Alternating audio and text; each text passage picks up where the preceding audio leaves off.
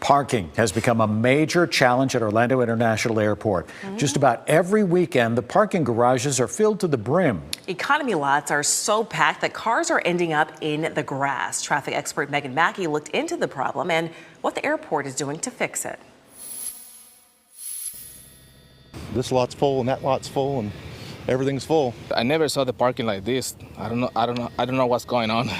Orlando International Airport is the 8th busiest airport in the country. It's a little crazy. I was like in the middle of nowhere. I felt like I was back in Kansas. I have no idea where this is at compared to the airport, so I don't know how long it's going to take me to get to my flight or the gates or what. With summer travel in full swing, on Friday afternoons, Garage A, B, and C are typically full, forcing passengers to find parking in one of the 2 economy lots that require a shuttle to get to the terminal.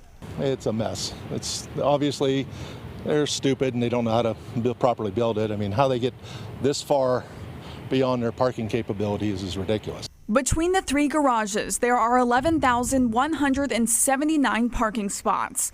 Passengers can also park in the 2 economy lots, which overflows into the grass. It's different than if we were a mall where, okay, well, we could go home and we can come back to the mall later. The people have spent quite a great deal of money in plane tickets and have travel plans. So we're doing everything that we can to accommodate everyone in parking. Tom Draper, the chief of operations for the Orlando Aviation Authority, hears your concerns. And with Brightline set to start service by the end of summer, parking is top of mind.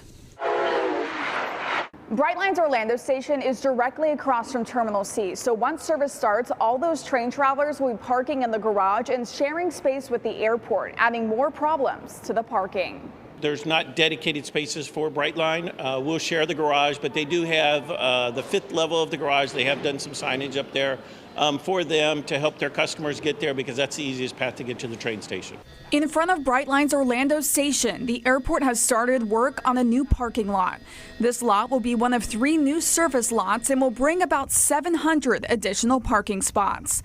It is set to open in the fall. It'll be something similar to the economy lots. Of course, it's closer to the building.